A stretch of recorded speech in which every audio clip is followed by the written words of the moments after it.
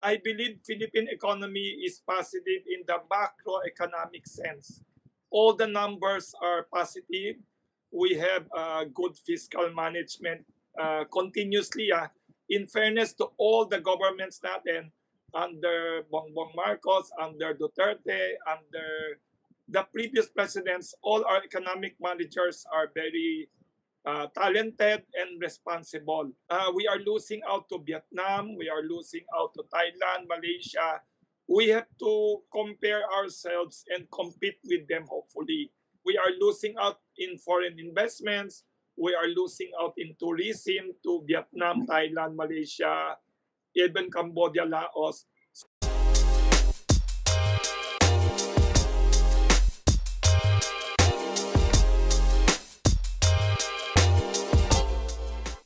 Hello, Wilson.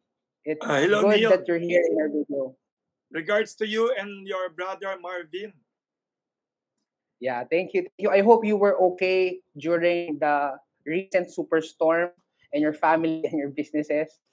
Thank you. Fortunately, I was spared the flood, pero narinig ko the whole neighborhood ng Quezon City and other parts of Metro Manila, na-flood tayo, binaha tayo. Hopefully, all of us will be safe. Hopefully. Pero Yeah. grabe, thank God at least hindi na umuulan. And in the midst of that, kahit physically we're not together, we can learn so much from you. So simulan ko na. So Yes, Neil. kakatapos lang natin ng SONA and then Yes. alam natin na yung economy will take hit kasama ng mga storm and all. Yes. So how do you think the economy of the Philippines will go now? Should investors and entrepreneurs be worried with what's happening with the Philippine landscape, economic landscape, even with the recent superstorm? What's your sentiment about it? Magandang question yan, Neil. I think overall, the Philippine economy is positive, still positive, despite the many negative storms and many negative news. Positive in what sense? I believe Philippine economy is positive in the macroeconomic sense. All the numbers are positive. We have good fiscal management continuously. In fairness to all the governments natin, under Bongbong Marcos, under Duterte, under the previous presidents, all our economic managers are very talented and responsible. Then we still have growth in the economy, continuous positive growth. We are not in danger like Germany, like USA, and others. The only things to worry lang is we might be growing, but we are losing out to our neighbors. We are losing out to Vietnam, we are losing out to Thailand, Malaysia. We have to compare ourselves and compete with them, hopefully. We should not be complacent that we are growing because our growth is very good. The president said in his State of the Nation address, in fact, his government officials are claiming we are the second fastest growing in ASEAN. That's true, but from a small base. That means our economy is very small compared to Thailand, to Indonesia. So yung growth natin should be relative to the size. We should grow faster at our size now. We are losing out in foreign investments. We are losing out in tourism to Vietnam, Thailand, Malaysia, even Cambodia, Laos. So we should not be satisfied. Our growth is good. We are having a good future, Neil. But we should not be satisfied. At the situation that we have now in the Philippines, we should never be satisfied with 5-6% growth. The 5-6% growth should be for big economies like Thailand, China, Korea. But for a small economy like ours, where we have maybe 60-70% of the people are still poor, we should be growing at double digits with our potential, Neil. We have so much talent in the Philippines. We have so much natural resources. 5-6% growth is mediocre for the Philippines. We should grow faster. Yeah, ramdam ko yung ano mo passion mo for it na as a country na developing, mababa Yeah. yung 5 to 6%. Mababa yan. What do you, Pag ano yan, mababa, it's very, very bad for our politicians and economists in the government if they claim we are better than Vietnam, we are better than Thailand, we are better than China because we have 5-6% growth. And Neil, that's not very accurate kasi if you have a massive economy na sobrang laki like China or even double, triple our economy ng Thailand and Malaysia, and we are growing at 5-6%, that's okay. But our economy, the base is small. We should be growing by leaps and bounds. We are not realizing our full potential. That's why up to now, as we are talking, Neil, there are still many Filipinos still dreaming to go abroad every day. Kasi lack of jobs, lack of factories, lack of resorts and hotels, dapat we should have more of all this. And ang concern ko, Neil, we should improve our infrastructure. It is improving in the last few years, but the flood control shows us the failure in the flood control is an example of what is lacking in our economy. Imagine mo, Neil, the Typhoon Karina is not a major typhoon like Ondoy. It's not as large ang water, but we were practically paralyzed. Metro Manila, Luzon area, that's a big hit for the economy and for our reputation as an ideal investment and economic base. So hopefully we should tell our leaders, please wake up. We cannot be content with 5-6% growth. With the talent that we have in the Philippines, with all the resources that we have, we should be growing minimum 10% every year for 10-20 years in order to overcome poverty, in order to really lift the masses of the Philippines. Dapat lumaki ang middle class base of the country, or else we are just fooling ourselves with 5-6% economic growth. Na most of it is in the big company sector lang eh. Alam mo, Neil, the micro, small, and medium entrepreneurs of the country have not yet felt, I think, the 5-6% economic growth. Not yet. I feel they are still struggling. Yeah. Yun din yung sinasabi na maganda sana may growth pero inclusive yung nararamdaman. And you're correct, Neil. Maganda, yeah, yung inclusive growth. And you mentioned, di ba, at least in the next 20 years, at least nasa 10% yung growth natin. Na-mention mo, kasama sa pag-grow ay infrastructure. Ano pa ba yung mga, at least yung nakikita mo or yung observation mo na alam mo, para ma-attain natin yung more than 10% growth? One thing I see is no matter what happens, we cannot abandon manufacturing.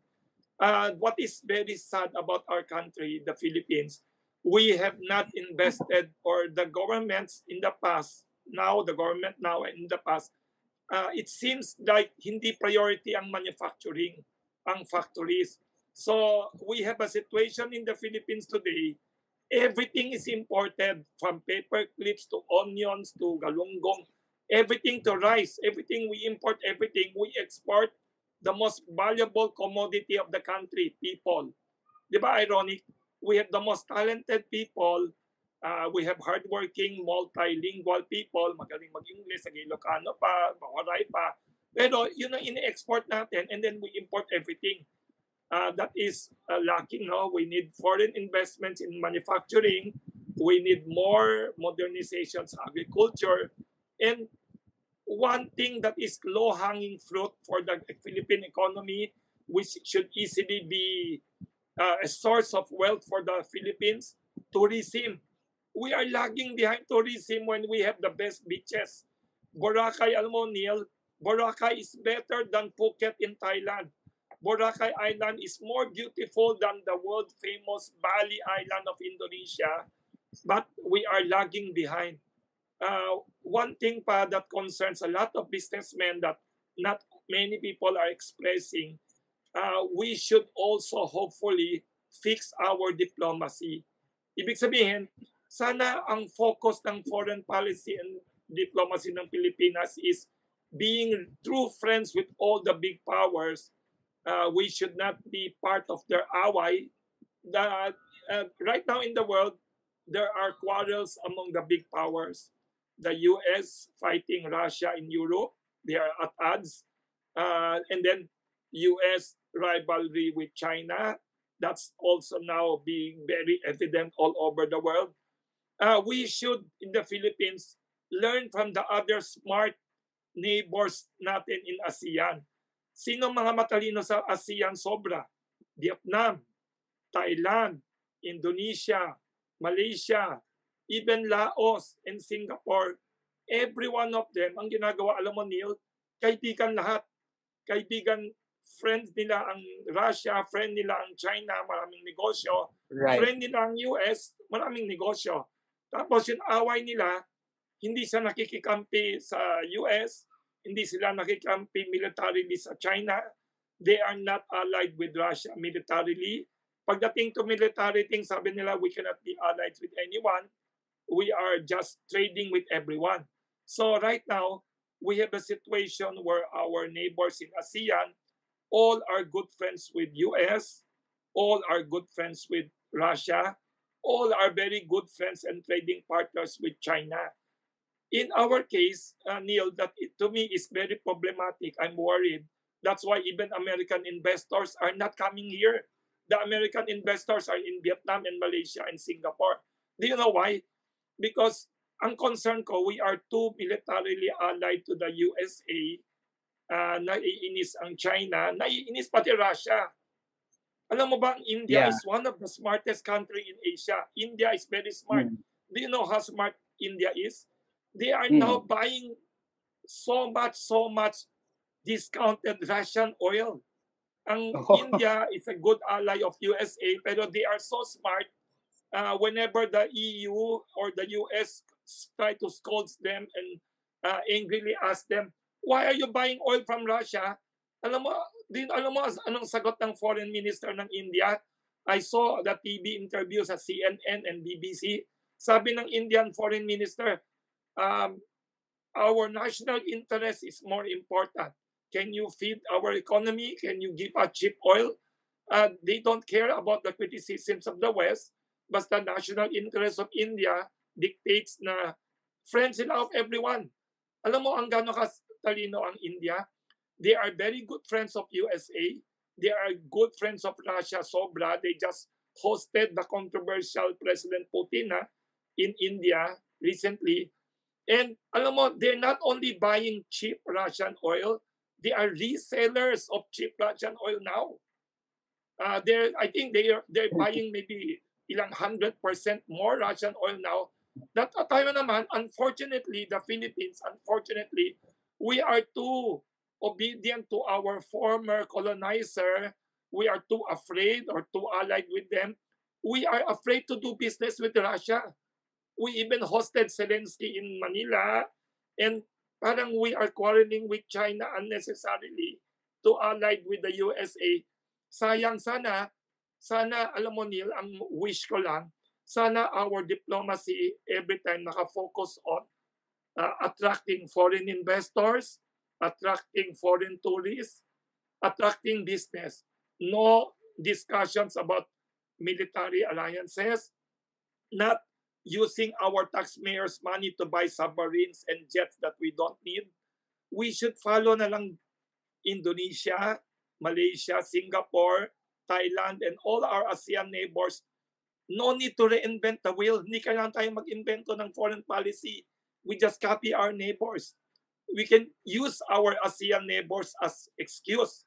We can tell the US and China and US, sorry di kami pwede mag-ally sa China militarily. We cannot ally with the US militarily kasi that is the ASEAN way.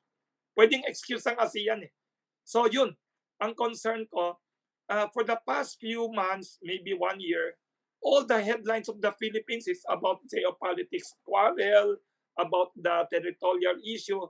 Why not talk about foreign investments with the US? Why not every time the France officials or British officials or even the Japanese officials, when they come here, why don't we ask for foreign investments from them? Why don't we ask for factories from them, loans, and more trade access to US market, EU market, France and Germany and Japan, not buying from them expensive weapons or playing military. Yun ang concern ko. Parang we have been sidetracked in the headlines every day, not talking about the Philippine economy.